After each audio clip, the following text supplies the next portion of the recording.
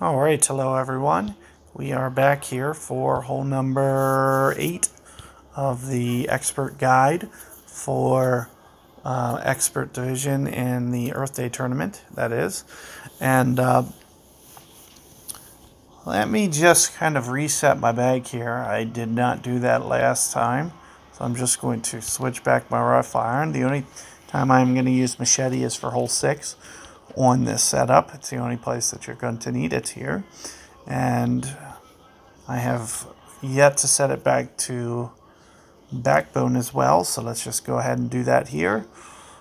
And I'm just going to kind of go at it with this standard bag here, a little bit of accuracy. I don't know if we're going to be able to go for the second fairway here or not in the Masters division. That is going to be quite the hard achievement to get it to the second fairway, but I'm assuming since the expert tees are closer, they're probably going to be more prone to give you that option to get it up towards the green here.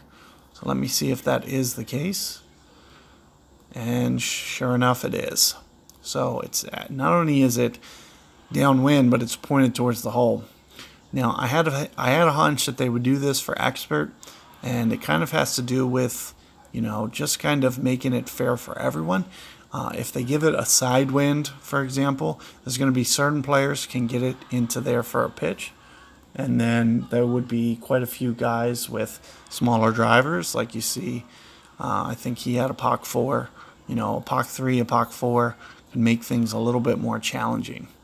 So what you'll see is usually, they'll jack up the wind a little bit just to kind of make it a little bit more fair for everybody. At least that guy can get it up to a pitch or a short iron.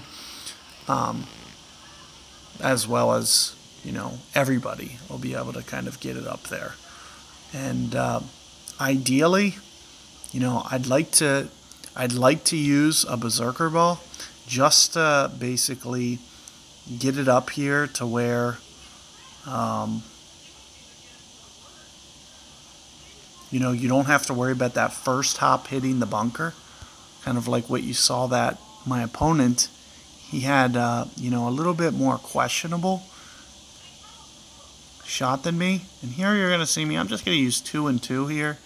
I'm going to go pretty full with my power. And there you see perfect ball. Let's see if I can, just trying to just counter it back enough. Keep it out of that bunker. Nope, I hit the bunker. So another thing you can try to do is you can try to skip that patch. It can be a little bit of a risky shot. I was just a little bit underestimating the way to play that a little bit. So I will definitely be cranking up, full right spin from this point forward. I could not remember from the last playthrough of the last tournament how much you had to actually get that back to the right. But you can see I was kind of getting towards the end of the fairway on the first hop there. So you do want to be a little careful of that. You could potentially get a wind that's strong enough to just carry it into the long part of the rough. But one of the biggest reasons to use a berserker, in my opinion, would just be to, simplify the drive a bit to where you don't have to put the bunker in, the bunker on the play on the first hop. Being able to make sure that you're over that bunker is going to be the biggest obstacle that you have for this hole, in my opinion. Where I am, not the end of the world. I would imagine playing from here, you're probably looking at, about a ring or so. Let me just kind of get a distance. That's right around 6 per ring right there, I would imagine. And I'm probably almost about half of that. So maybe I would play this just over a ring.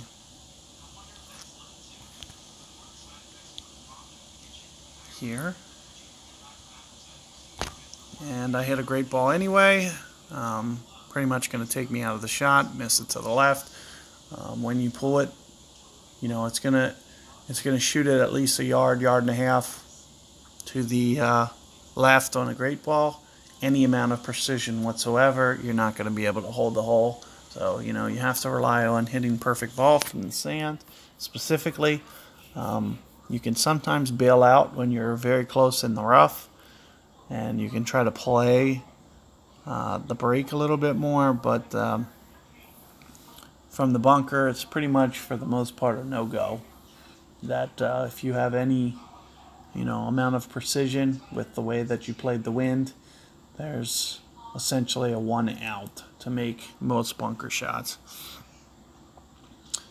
And unfortunately, I took my Guardian off because for a wind like this, I would really like to go for that other spot that I was mentioning. I do not like going for this spot over here with a right to left wind, especially the ones that are into the face. So if I would be able to go for the other spot, I like the shot a lot more than going for this shot here. I like the way that it feeds down to the hole off of the fringe, as opposed to kind of getting the run out here can be a little bit more inconsistent.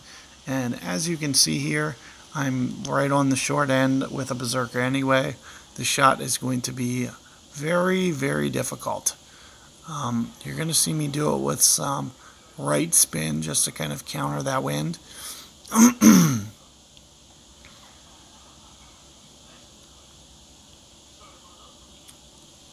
And I'll definitely still play more of a max adjustment here. So right around 11, 10-ish 11 rings.